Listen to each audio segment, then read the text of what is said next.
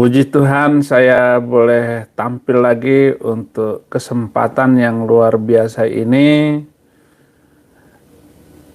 untuk memberikan penjelasan-penjelasan tentang apa yang menjadi program hidup saya berdasarkan pernyataan Tuhan dalam hidup saya. Pernyataan Tuhan di dalam pelayanan saya setelah menjadi orang Kristen ini. Dan bukan untuk membuat keruh, membuat ribut. Ya, yang ribut itu kan yang suka ribut. Kalau saya mah damai. Saya anak damai, anak pembawa damai. Boleh dicari berita itu bagaimana saya sejak kecil di kampung saya di Bima sana. Cari orang tahu semua. Jadi begitu. Saudara-saudara, saya bikin judul Ade Armando takut masuk Kristen karena dia tidak mendapat 72 bidadari, karena kekristenan tidak mengajarkan boleh tidur dengan 72 bidadari nanti. Dan ada balasan dari Allah bahwa di surga nanti akan tidur dengan 72 bidadari. Ada orang yang mengikatkan badannya dengan bahan peledak, kemudian dia takut kelaminnya itu rusak, maka dia ikat dengan sesuatu. Jadi dibungkus bagian kemaluannya itu ditutup dengan besi, dengan supaya nanti di hari yang akan datang itu tidak rusak barangnya itu, sehingga dia berani untuk meledakkan badannya di sebuah gereja. Nah, itu alasannya. Kenapa dia menjaga barangnya itu supaya nanti bisa dipakai kalau nanti di hari kemudian dengan 72 bidadari. Haleluya. Nah, kenapa rata-rata Muslim itu tidak mau masuk Kristen? Karena sudah didoktrin untuk kalau nanti masuk surga pasti akan tidur dengan 72 bidadari cantik. Nah, Ade Armando ini sebenarnya hatinya itu sudah Kristen. Omongan lidah bibirnya itu sudah Kristen. Dan dia banyak membela kekristenan. Itu Ade Armando. Makanya sebelum dia menyerang saya sering nonton video dia. Video Ade Armando. Termasuk juga opini Rudi, si kumis tebal Sontoloyo itu. Rudi, kasihan kamu. Nggak punya opini lagi kamu kan. Si Ade Armando saya senang karena dia itu membela kekristenan. Ya nggak membela kekristenan, dia condong pemahamannya itu kekristenan. Cara berpikir dia itu, yaitu persis orang Kristen, berani untuk membela, bahkan mempertaruhkan cara berpikirnya untuk menolong orang Kristen. Jadi orang Kristen sebenarnya senang sekali dengan Ade Armando. Tetapi begitu dia menyerang Saifuddin Ibrahim, saya nonton itu komentar-komentar dia di bawahnya itu. Wah, banyak membela Saifuddin Ibrahim. Makanya Ade Armando hati-hati berpikir, hati-hati mengungkapkan logikamu itu. Ternyata kamu nggak punya logika. Nah, sekarang logika psikis saya kepada kamu, kenapa kamu itu sudah berpola pikir Kristen, sudah dekat dengan cara rasa orang Kristen, kamu belum masuk Kristen. Kenapa? Karena kamu takut tidak bisa tidur dengan 72 bidadari cantik seperti yang sudah diceritakan oleh nabimu itu. Sudah diceritakan oleh Habib Rizik sama Ustadz, nanti akan tidur dan bagaimana itu video-video Ustadz itu. Malu aku cerita. Ada Ustadz yang begitu, malu aku cerita tentang laki-laki itu kalau nanti di hari kiamat akan tidur dengan 72 bidadari. Nah, di dalam surat An-Naba, di ayat An-Naba itu, sesungguhnya orang-orang yang bertakwa itu nanti akan mendapatkan kemenangan dan dia akan hidup penuh dengan kemuliaan nanti di surga. Dia akan dikelilingi oleh wanita-wanita perempuan yang susunya menantang, susunya saja menantang gitu, dan gelas-gelas yang tersedia dengan berbagai macam minuman yang menyenangkan. Nah, itulah yang dijanjikan kepada orang-orang ini. Jadi ketakutan pertama mereka adalah tidak dapat bidadari cantik. Berarti Saifuddin Ibrahim keluar dari Islam rugi dong? Ya rugi. Rugi dalam pandangan agama dan kepercayaan itu. Tetapi saya beruntung besar karena saya menjadi orang Kristen. Karena tidak ada ajaran yang seindah, sesenang, sebahagia, sesukacita menjadi orang Kristen. Saya sukacita sekali. Nggak ada kebahagiaan yang pernah saya alami ketika hari pertama saya terima Yesus Kristus sebagai Tuhan dan Juru Selamat. Saya tinggalkan banyak hal dan kenikmatan duniawi. Saya masuk Kristen. Saya tinggalkan tanah-tanah yang sudah saya beli di Indramayu. Saya tinggalkan untuk mendapatkan kepastian hidup, kebenaran, memahami firman Tuhan. Tetapi saya juga meninggalkan kesempatan untuk menjadi seorang tokoh agama. Karena tokoh agama di Islam itu boleh kawin 4. Di Kristen kan cuma 1. Rugi juga dong, rugi. Rugi nggak Bapak masuk Kristen? Secara duniawi rugi. Ruginya kenapa? Masuk Kristen berarti kita tidak boleh mendapatkan hak waris dari keluarga saya. Saya tinggalkan warisan itu. Tanah cuma sedikit itu. Tetapi saya akan mendapatkan yang lebih daripada itu. Karena Tuhan yang akan menyiapkan semua. Janji Yesus Kristus, kalau kamu meninggalkan, barang siapa yang meninggalkan harta, kekayaan, atau apapun karena aku, dia akan mendapatkan 100 kali lipat.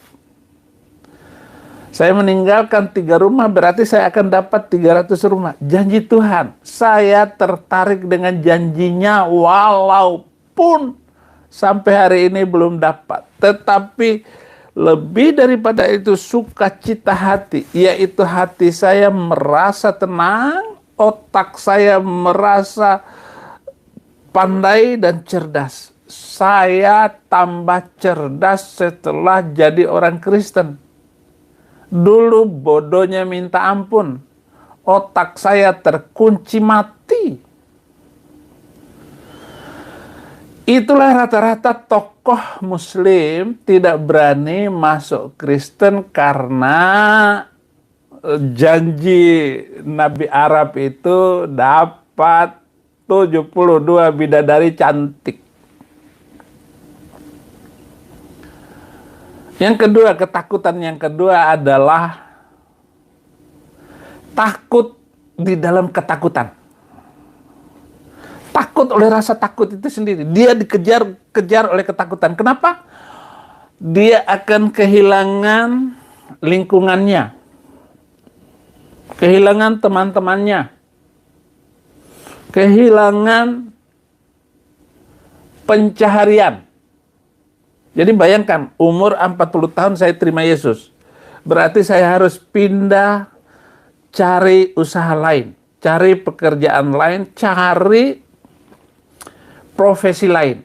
Umur 40 orang tidak berani meninggalkan profesinya. Nah, Ade Armando nggak berani meninggalkan profesinya sebagai tukang ngomong, tukang goreng bibir. Kalau saya emang nggak takut urusan ngomong ini. Toh jabatan saya apa? Nggak ada jabatan. Gelar saya apa? Nggak ada. Gelar saya Saifuddin Ibrahim si anjing mati. Boleh kamu tulis kayak begitu. Kamu hina, kamu ejek, kamu apapun saya terima. Ini gara-gara ajaran Yesus, ajaran yang mengasihi. Tetapi untuk membongkar 300 ayat itu bukan kaitannya dengan ajaran mengasihi. Justru akan lebih mengasihi bangsa Indonesia dengan membongkar 300 ayat yang menjadi pemicu kehidupan tidak toleran. Kehidupan yang membenci sesama manusia karena beda agama. Makanya harus dibongkar, Pak Mahfud. Menak, harus dibongkar ini. Harus dihapuskan dari muka bumi. Karena tidak sesuai dengan Undang-Undang Dasar 45 dan Pancasila. Pak Mahfud pernah ngomong bahwa agama itu musuh negara. Pak Mahfud sendiri bilang agama musuh negara. Benar. Benar Pak Mahfud. Jadi alasan kedua kenapa orang-orang seperti tokoh-tokoh publik itu takut masuk pindah agama karena agamanya sendiri itu adalah agama mayoritas sehingga dia tidak berani untuk meninggalkannya itu. Kalau pikirannya Ade Armando itu sudah Kristen, cara dia menempatkan kalimat ucapannya udah Kristen. Tapi kenapa dia takut? Dia takut kehilangan teman, kehilangan jabatan, kehilangan pencaharian. Coba aja kamu Ade Armando masuk Kristen. Gak berani kan? Yang ketiga, ancaman kalau ada orang menurut negara Islam, menurut negara-negara Arab Saudi, ya Iran itu, mambadala dinahu faktuluh. Barang siapa yang menukar agamanya, makanya dia potong. Potong.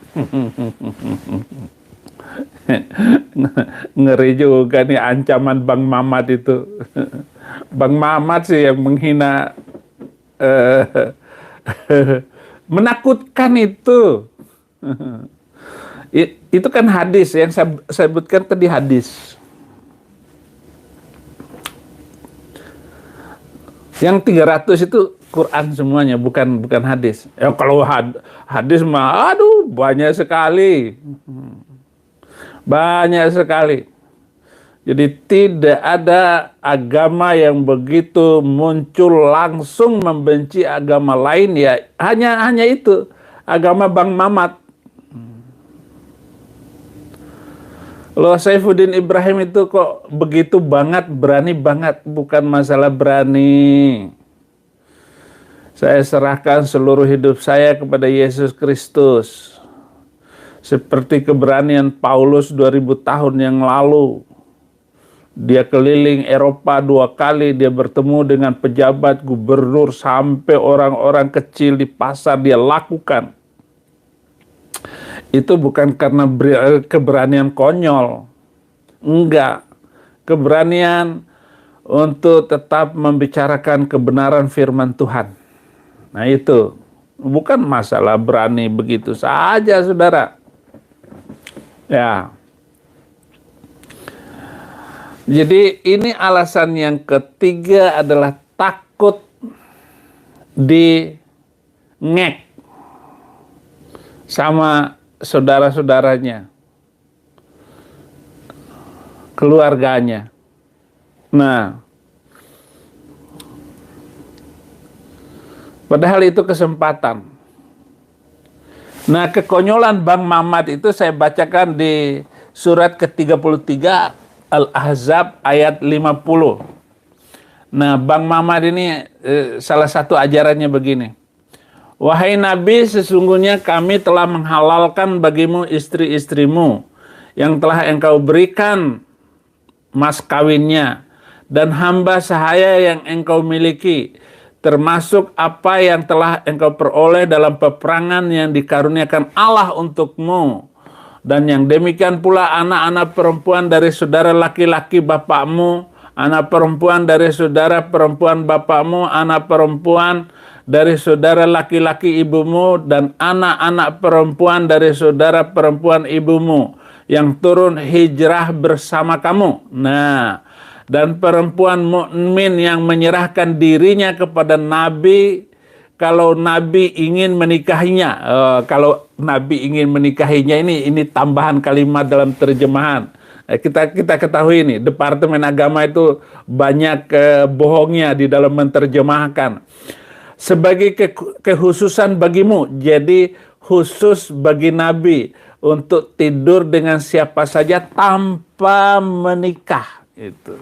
Ayat ini jelas sekali, tanpa menikah. Khusus untuk Nabi, kalau sahabat nggak boleh. Bukan untuk semua orang mukmin. Nah, jadi ayat ini kata-kata ini hanya berlaku untuk zaman Muhammad. Karena ayat ini khusus untuk Nabi. Kami telah mengetahui apa yang kami wajibkan kepada mereka tentang istri-istri mereka dan hamba sahaya yang mereka miliki agar tidak menjadi kesempitan bagimu, dan Allah Maha Pengampun lagi Maha Penyayang. Di dalam kitab Al-Halabah, Muhammad itu tidur dengan 30 perempuan. Yang dikawini hanya 23. Dari 23 istri ini hanya 11 yang dapat kamar. Artinya hanya 11 yang dijadikan permaisuri. Dan di antara permaisuri itu hanya satu yang disebut oleh Muhammad sebagai Ummul Mukminin, yaitu Aisyah binti Abu Bakar. Aisyah ini dikawininya dalam umur 6 tahun, ditiduri umur 9 tahun. Itu di dalam hadis Sahih Bukhari. Jadi saya tidak sebutkan Arabnya, saudara-saudara. Kalau saya menggunakan kata Arab di dalam video saya, nanti dolarnya menjadi kuning. Lah kalau menjadi kuning, saya tidak dapat monetize dong. Iya, AdSense-nya kurang gitu. Makanya maaf, saya nggak sebut Arabnya, saya bahasa Indonesianya saja. Di dalam mesin lacak Google itu kalau ada Arabnya di saya ini, mereka musuhin saya, sehingga channel saya nanti jadi kuning dolarnya gitu. Haleluya ya, kita siasati untuk membongkar ajaran rusak itu. Jadi Bang Mamat itu tidur dengan 30 perempuan, yang dikawini hanya 23, yang jadi permaisuri hanya 11, tetapi yang mendapat jabatan julukan Ummul Mukminin hanyalah Aisyah. Wanita yang dikawini umur 6 tahun, ditiduri umur 9 tahun. Itu pengakuan langsung dari Aisyah. Ini bukan ngarang-ngarang, ini banyak sekali, ini channel-channel ini untuk membohong dan menipu ini. Untuk mengajarkan itu, gara-gara mau melawan Saifuddin Ibrahim. Saya ada bukti, hadis, semuanya. Nanti saya akan bongkar semua. Tapi ini yang penting-penting dulu. Padahal Aisyah itu nggak punya anak sama sekali. Bagaimana disebut ummu padahal nggak punya anak? Dia mandul. Aisyah jadi janda umur 18 tahun. Bayangkan masih muda sekali sudah jadi janda. Dan setelah jadi janda, nanti saya sebutkan ayatnya, dia nggak boleh kawin lagi karena haram, dosa besar sahabat kawin dengan janda Nabi. Ada Safiyah, janda dari orang Yahudi, umur 70 tahun, umur 17 tahun, Muhammad meninggal 3 tahun kemudian. Janda umur 20 tahun. Nggak boleh kawin. Aduh, sengsara jadi istri Nabi Muhammad itu. Bang Mamat maksud saya. Sengsara sekali. Dari 30 yang ditiduri Nabi, berarti ada 7 orang dong yang nggak perlu dikawinin. 7 orang itu adalah budaknya Muhammad. Hamba sahaya Bang Mamat.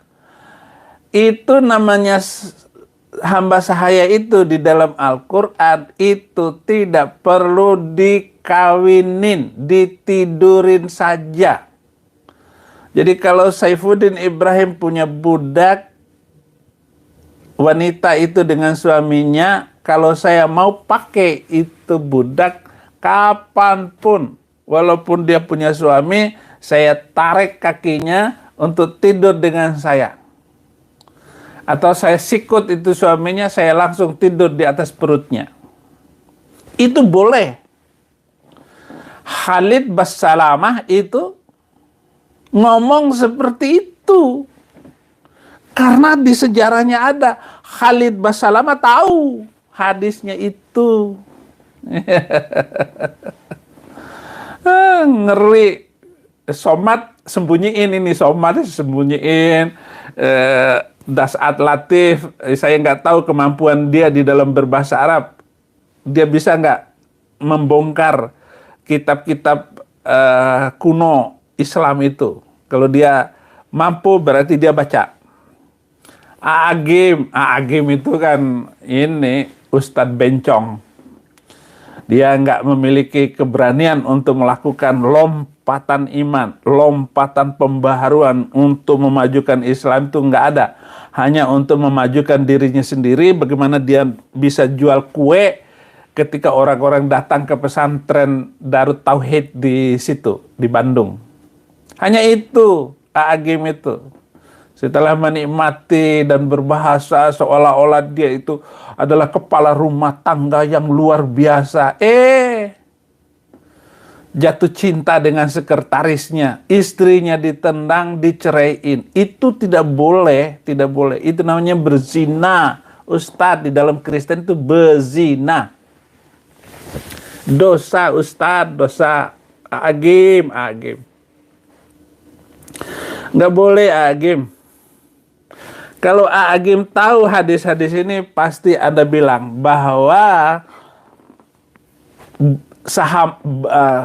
hamba sahaya itu boleh ditiduri kapan saja. Jadi ada 7 orang hamba sahaya itu kapan saja boleh ditiduri. Nah, ini hal yang harus saya sampaikan Bang Ade. Jadi Anda takut untuk masuk Kristen itu karena takut digorok. Karena ajarannya begitu. Yang keempat, kenapa Bang Ade itu takut untuk masuk Kristen itu ya karena adat bersendi syarak, syarak bersendi adat. Karena Bang Ade orang Padang. Orang Padang itu takut sama istri. Orang Padang, wanita Padang itu adalah wanita yang berkuasa terhadap suami. Kalau suami istrinya itu sudah menutup pintu rumah pakai tikar, berarti sudah menolak laki-laki. Kamu pulang aja Bang Ade. Jadi nggak berani sama istrinya. DKI dibawa ke tiang istri. Jadi Ade ini adalah isti. Ikatan suami takut istri. Haleluya. Oh, kalau saya nggak takut sama istri saya. Istri saya harus ikut saya. Dia harus ikut saya. Dia harus berpola pikir dengan saya. Kalau saya berani, istri saya harus berani. Jadi Ade Armando ini takut murtad. Jadi di surat 33 ayat 50 itu memberikan kesempatan kepada Muhammad, Bang Mamat, untuk tidur dengan siapa saja tanpa harus menikah. Ya, nanti saya akan bongkar lagi kasus yang lain, kasus ranjang Bang Mamat. Dan saya heran dengan Bang Mamat ini, kok Allah Subhanahu wa Ta'ala itu peduli dengan seksnya Muhammad. Peduli sekali dengan urusan bawah perutnya Muhammad. Dia kalau mau kawin turun ayat, kalau mau tambah lagi turun ayat. Nah, ada ayat yang melarang Muhammad kawin lagi. Jadi ayat 51-nya. Ayat 51 sekarang ya. Memang enak sekali Nabi Arab itu. Engkau boleh menangguhkan menggauli siapa saja yang engkau kehendaki di antara mereka para istrimu, dan boleh pula menggauli siapa saja di antara mereka yang engkau kehendaki. Dan siapa yang engkau ingini untuk menggaulinya kembali dari istri-istrimu yang telah engkau sisihkan, maksudnya telah engkau anggap sebagai turun mesin, seperti kata Aagim itu istri-istrimu yang telah engkau sisihkan. Nah, ini namanya turun mesin, kata istilah Aagim. Jadi Aagim itu mengikuti surat ke-33 ayat 51, istri-istri yang telah engkau sisihkan, maka tidak ada dosa bagimu. Jadi Teteh Nini itu diceraikan Aagim, tidak ada dosa. Padahal anaknya sudah 7. Teganian kamu Aagim, Aagim. Pakaianmu agamawi sekali, sorban, sarung. Ya. Yang demikian itu lebih dekat untuk ketenangan hati mereka. Dan mereka tidak merasa sedih. Merasa sedih gimana? Diceraiin. Dan Allah mengetahui apa yang tersimpan dalam hatimu. Dan Allah maha mengetahui, lagi maha penyantun. Allah itu maha penyantun. Haleluya. Nah, ini ayat larangan Muhammad menikah lagi. Enggak boleh setelah dia merampas istri anak angkatnya Zainab binti Jahsy. Ini di ayat 37. Surat yang sama ayat 37. Kamu boleh baca itu. Nanti ini urusan bawah perut Bang Maman ini sangat repot sekali. Sehingga Allah Subhanahu wa Ta'ala itu repot pula untuk menurunkan wahyu dadakan. Ayat 52. Tidak halal bagimu Muhammad menikahi perempuan-perempuan lain setelah itu, yaitu setelah menikahi Zainab binti Jahsy, menantunya sendiri. Jadi dia tidurin begitu saja tanpa menikah, tanpa saksi dan tanpa wali. Katanya yang menikahkan Allah, saksinya adalah Jibril. Jadi tidak ada manusia yang menyaksikan perkawinan Muhammad dengan Zainab binti Jahsy. Sampai Zainab binti Jahsy bilang begini, apakah begini caranya ya Rasulullah? Lalu turunlah ayat surat 33 ayat 37. Saudara catat aja kalau saudara yang rindu untuk menginjil itu begitu. Dan tidak boleh pula mengganti mereka dengan istri-istri yang lain. Jadi nggak boleh kawin dengan siapapun setelah Zainab ini, karena dia sudah tidur dengan 30 wanita. Meskipun kecantikannya menarik hatimu. Nah, menarik hatimu. Ada kata kecuali. Illa ma malakat aimanukum. Mana ayatnya? Maaf, saya sudah sebut ayatnya, Arabnya. Nanti dolarnya kuning pula. Ada kata kecuali. Kecuali perempuan-perempuan hamba sahaya yang engkau miliki. Dan Allah maha mengawasi segala sesuatu. Oh, enak nian jadi nabi ini. Kalau cuma nabi begini ya saya mau juga jadi nabi yang kesekian. Nabi untuk Indonesia sajalah, bukan untuk rahmatan lil alamin. Saya mau jadi nabi untuk orang Indonesia, sama seperti Musa untuk Bani Israel di Mesir dan membawa mereka keluar.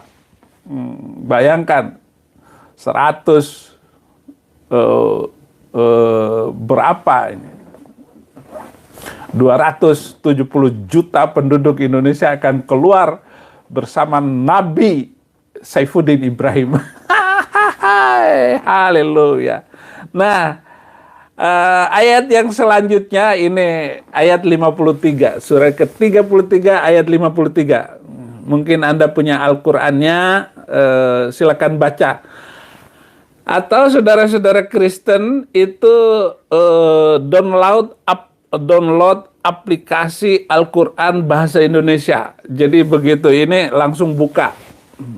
Bisa ketahuan cara membacanya. Terjemahannya bisa bahasa apa, boleh. Saya senang terjemahan Al-Quran bahasa Indonesia yang diterjemahkan oleh Departemen Agama. Walaupun ada 2.500 kata terjemahan Departemen Agama itu salah dan harus diperbaiki. Pak Yakut, itu terjemahan Al-Quran Departemen Agama itu harus diperbaiki. Karena saya sudah beberapa kali melakukan counter supaya diperbaiki cara kata-kata terjemahannya yang banyak sekali salahnya. Dan kalau perlu ya jangan terlalu banyak dalam kurungnya. Ini terjemahan yang saya baca ini banyak sekali dalam kurungnya. Itu membuat orang Indonesia tambah bodoh. Jadi nggak akan pintar dengan kitab suci itu karena terjemahan yang salah. Surat ke-33 ayat 53. Ini saya ragukan ayat ini kalau ini dari Allah Subhanahu wa taala.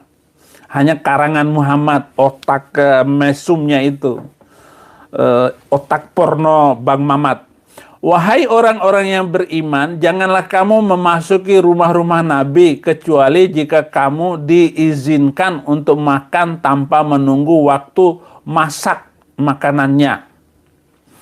Tetapi jika kamu dipanggil, maka masuklah, dan apabila kamu selesai makan, keluarlah kamu tanpa memperpanjang percakapan. Ini Muhammad hanya nggak berani ngomong aja, tiba-tiba katanya ayat Al-Quran turun gitu. Jadi lebih enak menegur orang pakai ayat Al-Quran daripada negur langsung. dengan kata-katanya Muhammad.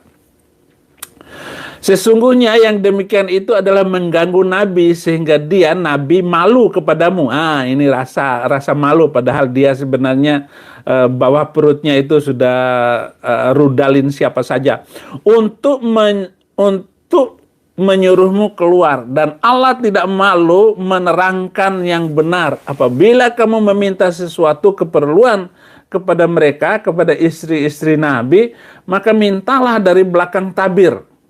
Cara yang demikian itu lebih suci hatimu, bagi hatimu dan hati mereka. Nah, ini tentang tata tertib atau undang-undang dalam berkeluarga. Jadi kalau menghubungi istri teman itu ya jangan sampai langsung di balik tabir sana. Minta izin dulu sama suaminya baru ngomong ke istrinya. Itu. Nah, ini ayat yang lucu, paling lucu sedunia. Ini ekor ayat 53 ini. Dan tidak boleh kamu menyakiti hati Nabi, hati Rasulullah, dan tidak boleh pula menikahi istri-istrinya selama-lamanya setelah Nabi wafat. Nah, sesungguhnya yang demikian itu dosa besar, amat besar dosanya di sisi Allah. Jadi salah satu dosa besar itu adalah menikahi istri Rasulullah. Nggak boleh, haram sekali. Loh, namanya istri Nabi sekarang sudah nggak ada. Istri Pak Kiainya juga nggak boleh dong. Makanya kalau saya bercanda sama istri saya, kan umur saya dengan istri kan beda 27 tahun. Saya bilang, kamu jangan kawin lagi ya. Ya istri saya ya iya saja. Oh, masa umurnya masih muda nggak boleh kawin lagi. Kasihan. Jadi, dan tidak boleh kamu menyakiti hati Rasulullah, dan tidak boleh pula menikahi istri-istrinya selama-lamanya setelah wafatnya. Bagaimana mungkin, ini lucu ayat ini, masa menyakiti Nabi hatinya, dia sudah meninggal. Maka seluruh janda Muhammad itu tidak boleh kawin lagi. Aisyah umur 18 tahun sudah jadi janda. Safiyah umur 20 jadi janda. Serem cara undang-undangnya ini. Nah, pertanyaan saya, apakah ayat semacam ini ayat dari Allah? Lalu mengatakan bahwa kawin dengan istri Rasulullah dosa besar. Mana coba logika Ade Armando yang nggak masuk, nggak nyambung. Ini ayatnya ini jelas sekali. Nggak bisa ditantang orang. Logika Saifuddin Ibrahim. Masa sesungguhnya yang demikian itu dosa besar? Masa mengawini istri Nabi, janda Nabi dosa besar? Itu justru pahala paling besar kalau bisa membahagiakan istri Nabi setelah itu. Akhirnya Aisyah ini, di dalam sejarah ini, Aisyah ini sampai hari ini dimusuhi dan dibenci oleh orang Syiah. Karena Aisyah ribut dengan Ali bin Abi Thalib. Aisyah melakukan berbagai macam hubungan dengan laki-laki lain setelah Muhammad. Memang nggak menikah. Kayak yang dilarangkan nikahnya. Tetapi tidur dengan laki-laki lain. Itu dilakukan oleh Aisyah. Sejarah orang Syiah lebih lengkap. Buku-buku yang ditulis oleh orang Syiah tentang Aisyah itu lengkap. Bagaimana Aisyah itu tidur dengan banyak orang. Termasuk dengan Umar bin Khattab. Dia tidur dengan Umar bin Khattab. Maka Aisyah itu termasuk di dalam doa kutukan orang Syiah. Dia mengutuk Aisyah, mengutuk Abu Bakar, juga mengutuk Umar bin Khattab. Dikutuk dalam sholatnya, dalam sholat orang Syiah. Kalau nggak percaya ya cari orang Syiah. Saya ada bukunya dan saya ketemu dengan banyak orang Syiah. Kenapa membenci Aisyah? Ya karena ini. Muhammad melarang kawinin jandanya, tetapi kan Aisyah bebas. Dengan siapa saja waktu itu.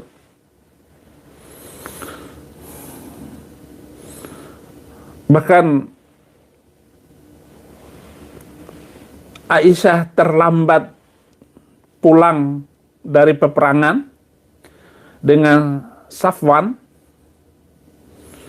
Itu Ali jadi dimusuhin. Ini berita yang lain. Ini cerita yang lain, bongkaran yang lain. Nanti saya bongkar yang lain ini.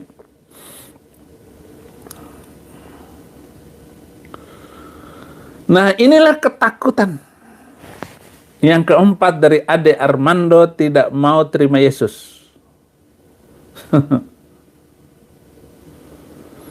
Saudara boleh benci saya, boleh membawa saya ke pengadilan, tapi saya akan buktikan apa yang saya katakan itu akan fakta, bukan sebuah cerita kosong. Dulu sih sudah saya bongkar dikit-dikit, tapi bahasanya ya masih sedikit enggak seperti sekarang. Saya lagi di Amerika. Mumpung lagi di Amerika, jadi saya kalau ngomong tenang. Kalau saya ngomong ini di Indonesia, dia bisa rumah saya dibakar, nanti pembantu saya mati semua. Ya. Apakah ayat ini dari Allah? Membuat undang-undang bahwa kawin dengan istri Nabi itu adalah dosa besar. Padahal Muhammad kawin dengan semuanya janda. Hanya Aisyah yang masih perawan. Karena dia tidurin umur 6 tahun. Dia tidak tahan, takut, nggak pernah jebol janda, belah duren, umur 9 tahun ditidurinya. Tahu apa urusan rumah tangga seorang wanita seperti itu? Kecuali sakit dan teriak nangis. Di mana-mana ada itu cerita. Ada anak umur 9 tahun dirudo paksa sama suaminya karena mengikuti ajaran Bang Mamat. Pendarahan, ndak henti-hentinya. Pengantin itu besok pagi meninggal dunia. Meninggal dunia. Kenapa? Karena ya ajaran Bang Mamat. Syekh Puji dari Semarang. Itu masih lumayan. Umur 12 tahun tuh istrinya. Syekh Puji divonis 4 tahun atau 5 tahun. Karena ngawinin istri umur 12 tahun. Saya puji angkat ini bukunya, ini ada bukunya ini katanya. Bahwa Nabi Muhammad tidur dengan nikahin umur 6 tahun, ditiduri umur 9 tahun. Saya puji masih terhormat dari Bang Mamat, umur 12 tahun.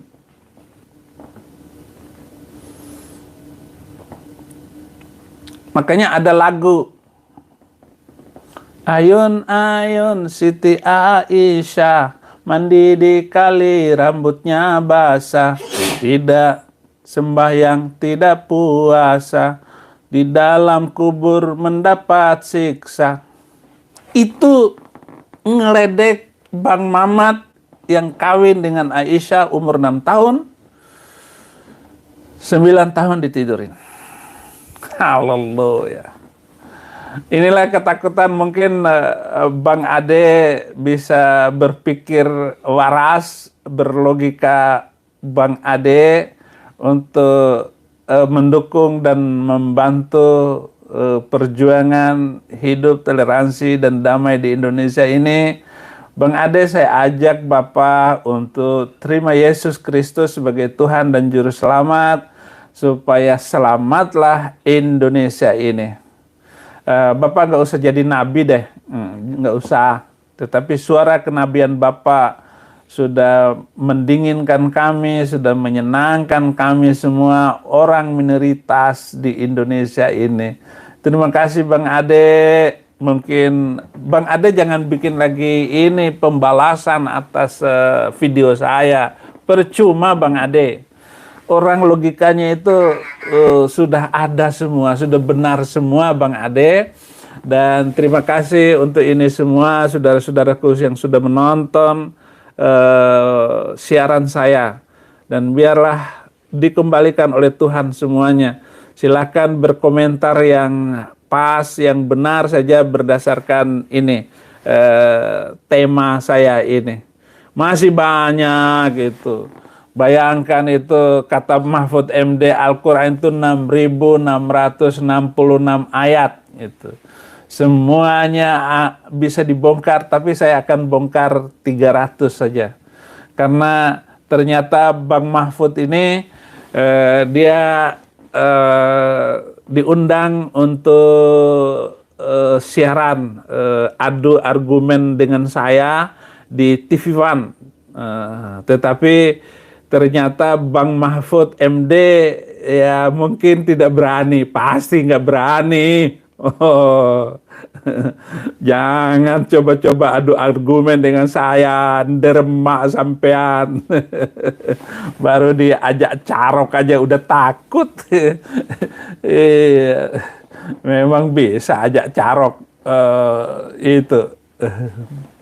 Jadi orang Madura itu orang paling gentleman. Gitu. Tetapi untuk urusan ini, Bang Mahfud, matur nuwun, sakalangkong, matur sakalangkong. Pak Mahfud MD, walaupun Bapak nggak mau untuk adu argumen nanti di TV One, saya habisin semuanya.